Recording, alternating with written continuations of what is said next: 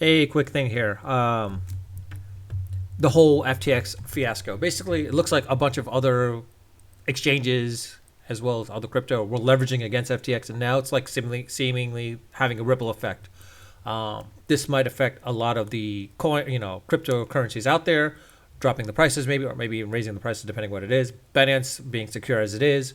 Same thing with Coinbase. Gemini halting because others might be pulling out from there as well too. If they do, then yeah, that could uh, have a dramatic ripple effect across the entire crypto exchanges out there at this point. Um, if this also happens to actually affect Binance, where Binance goes under, this would be their own doing at that point too. To be quite honest, with people like pulling out and trying to cash out of their crypto on Binance itself. Why? Because remember, it was Binance that actually sold off all their FTT tokens and FTX, which basically caused uh, the ripple effect at that point, where everyone else started to pull out, of FTX at that point too, and then as a result, everyone else is pulling out from all the other exchanges. And so, if it happens to be the same thing with Binance, and Binance starts losing to the point where like they'll have to be insolvent, it's their own doing at that point, which would be poetic justice in a ways as well too. Um, I'd love to. Do I want to see that happen? No, but at the same time, it's their own fault for doing it. But at the same time, um, the jobs that would be lost, you don't want to see that happening at that point to you. But from my perspective, selfish reasons, I would like to see it all collapse because I would like all the cryptocurrencies to actually drop in price. Because I'll be honest, crypto will be around for a bit. It's just even though it's unstable right now, it's going to mature. It will mature in about 5 6 years. I mean, look what it was with the dot com. It was still growing and such to the point where it was like it wasn't well widely adopted at that point, but eventually it started becoming more adopted and it became more mature to the point like it started becoming more secure, etc.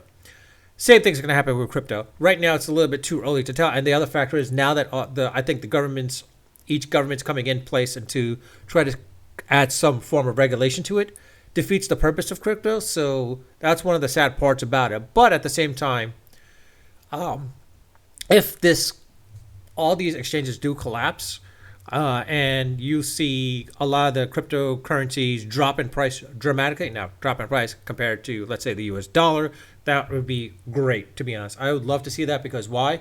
I want to get in and get some as well and hold on to some of them as well, to be quite honest. Like Bitcoin and Ethereum. Those two are the most stable ones out there. They'll be around for a while, quite a while.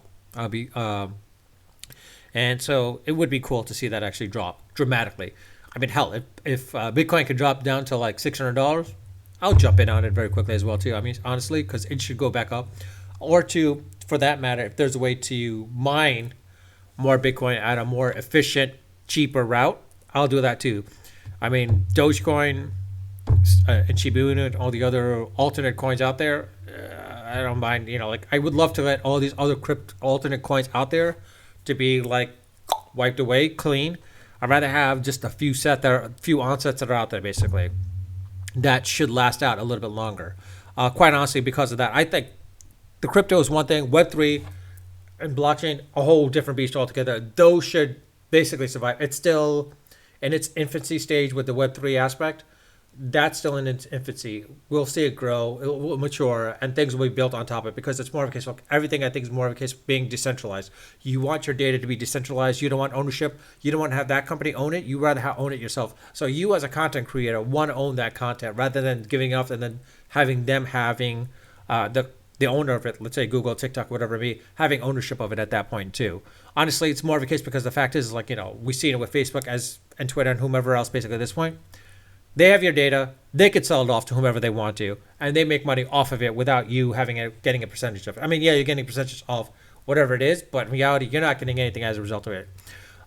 So that's a big thing, I think, where Web3 will become a de facto, big factor into like owning your own content with that. And if they want to monetize against it, they'll have to use you as well too, where you get a piece of it at that point as well too. Um, Anyways, that's pretty much it on my end.